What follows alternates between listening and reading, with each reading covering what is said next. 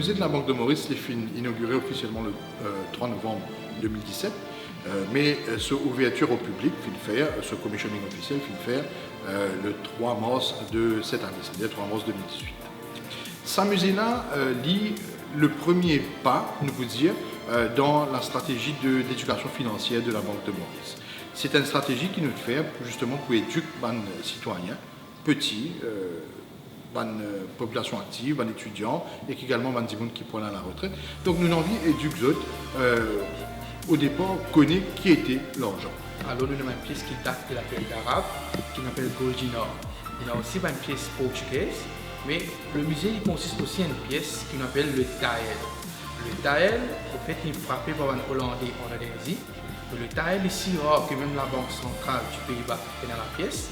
Et même dans le catalogue numismatique, on a la photo de la pièce de juste un dessin. Et ici, au musée de la Banque, on a la pièce en elle-même. Mais il y a aussi la toute première pièce que pour la première fois, Mauritius est gravée dessus. Bon, il est gravé suite au nom du prince Maurice Van Nassau. Alors, il date de 1622. Ensuite, le musée, il y a une pièce qui date de la période hollandaise, une pièce qu'on appelle Tuiten ou Tucato, c'est une pièce en bronze, et quand on écrit VOC dedans. VOC, c'est la compagnie des Indes hollandaise. Le musée, il a aussi la piastre.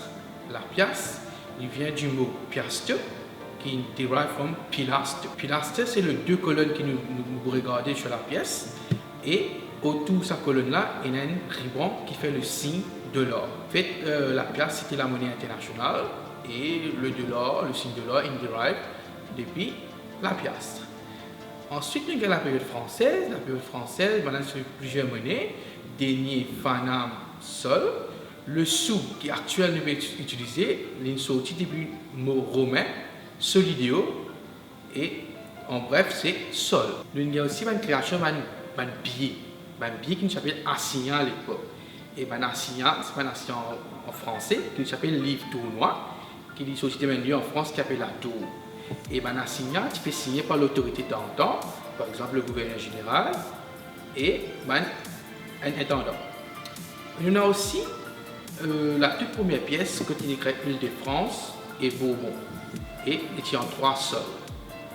Et ensuite, il y a une pièce qu'on appelle le morol. Le morol veut dire le scellé, c'est une pièce qui se peut émettre par un état princier et aussi par une compagnie des Indes, britannique et même française.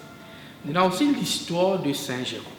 Le Saint-Géran, au fait, il est reconnu pour le roman, pour le génie, mais il a l'impact négatif sur le système monétaire. Au fait, le Saint-Géran, quand il fait un naufrage dans le nord de l'île, le Saint-Géran il coulait avec 54 000 piastres et 2 moteurs qui se destinaient à une sucrière dans le nord. Alors, quand l'argent coulait avec sa bateau-là, à certain moment, on a l'argent dans Maurice.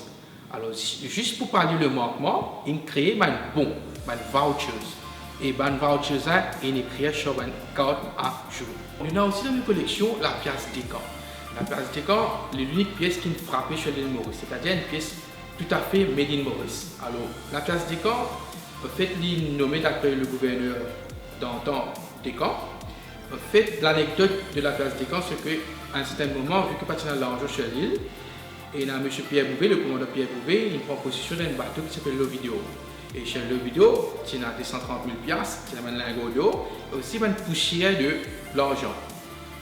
M. Descamps, il contacte M. Aveline, qui tient un bijoutier, il demande à Aveline, vu que Aveline a déjà fait un médaillon pour baptême dans son Descamps, il demande à Aveline, est-ce qu'il a fait une pièce? Aveline dit oui.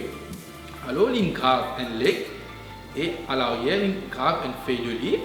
Et la pièce d'écan est aussi connue comme 10 livres tournoi. Et il est fait avec pierre d'argent.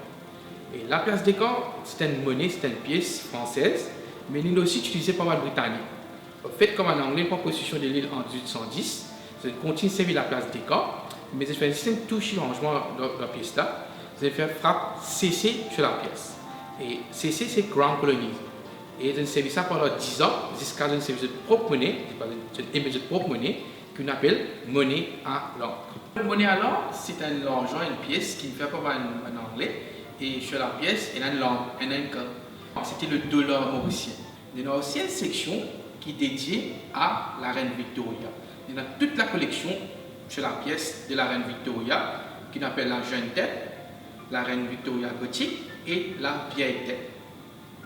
Il y a aussi une section qui vraiment, en valeur sentimentale, l'histoire, bien énorme. On appelle ça un domain currency coin. C'est-à-dire une pièce qui n'est pas émise par l'autorité, mais même pas par la banque, il est émise par une propriété sucrière. Et sur chaque pièce, il écrit non propriété sucrière là. Ça pièce ça en fait il émet pour un peu pour contrôler les immigrants indiens qui se fait travailler. On se connaît à l'époque chaque migrant indien peut gagner une passe. C'est-à-dire que c'est alloqué, c'est dédié à une certaine propriété sucrière. Si je suis en dehors de sa propriété sucrière là, je suis capturé, être considéré comme vainqueur et je suis emprisonné à regarder des dépôt.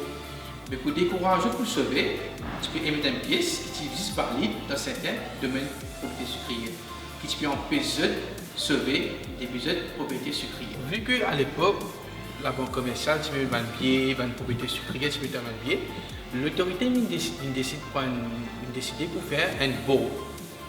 Là, tu appelles le Board of Currency Commissioners. Il tient un peu la banque centrale d'antan.